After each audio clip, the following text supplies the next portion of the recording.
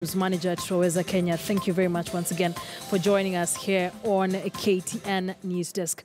Now it is back to business, even in the August House, and our reporter Mrimi Mwangi has been following up on the list of nominees to the cabinet, of course, as well as the election of members and leaders in various committees in Parliament. Mrimi Mwangi now joins us live from Parliament with the latest. Mrimi, a very good afternoon to you. I would like us to begin with some of those who've already been elected as to lead or to chair various committees in Parliament. Well, good afternoon, Akisa. The election of the chairpersons of various Senate committees has been ongoing. My colleague, Patrick Amimo, has been on that beat. But just to mention a few, Baringo Senator and Kanu Chairman Gideon Moi has, of course, been elected to chair the ICT committee. His Embu counterpart also getting elected to chair the Agriculture Committee, a process which is still ongoing.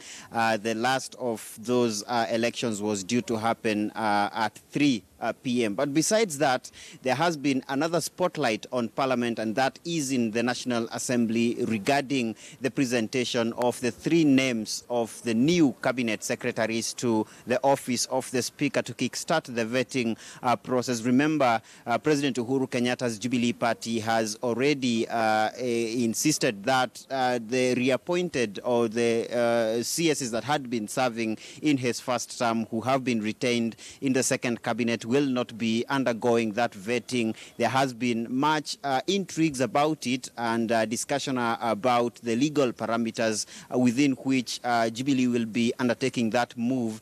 Of course, that angering the opposition, which just yesterday said that was an illegality because to them this is a new administration where each of the occupants of key state offices need to undergo fresh vetting. But besides that, I had an opportunity to just try to inquire the legal framework upon which that will be happening from key persons in the Jubilee side, of course, including the majority leader in the National Assembly, Aden Duale, and the advisory, the legal advisory that had been given to the president's camp regarding why these reappointed cabinet secretaries cannot undergo the vetting. They say is Article 152 of the Constitution, which prescribes the procedure for appointment of cabinet secretaries, but according to them, it does not give a term limit for a serving cabinet secretary. And then from there, the argument is that the CSs that have been reappointed will be deemed to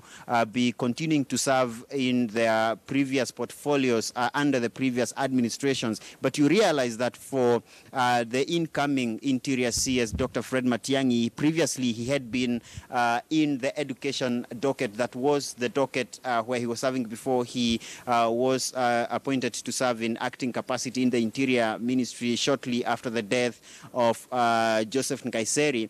The argument from the legal team advising the president is that a cabinet secretary who has been appointed and is moved from one docket to the other one does not undergo vetting, and therefore they want to use the same precedent as a basis upon which he also will not be undergoing the fresh vetting. And of course, it is a discussion that will be ongoing here in Parliament, even as the long wait continues for the 3 fresh names to be presented to the office of the Speaker, even as we gather that the President may fill up the rest of the cabinet by the end of the week. Akisa. But vetting, earlier on we saw the NASA members of Parliament saying they will not in any way participate in the vetting of these cabinet secretaries because, in essence, they do not recognize Uhuru Kenyatta as the President of the Republic of Kenya. Are they sticking to their guns on this?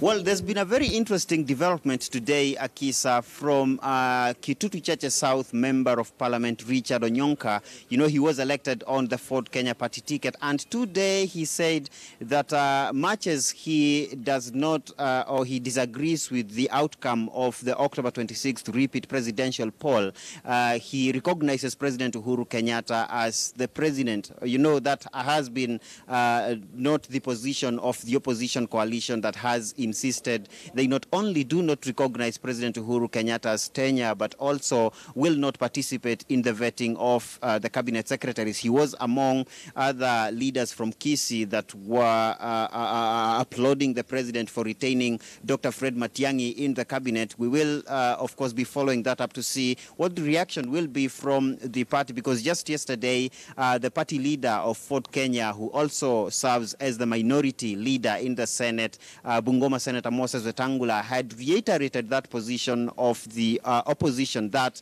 they do not recognize President Uhuru Kenyatta's election or even his tenure as president now, and that part of their resistance agenda would be to give the vetting process a wide berth.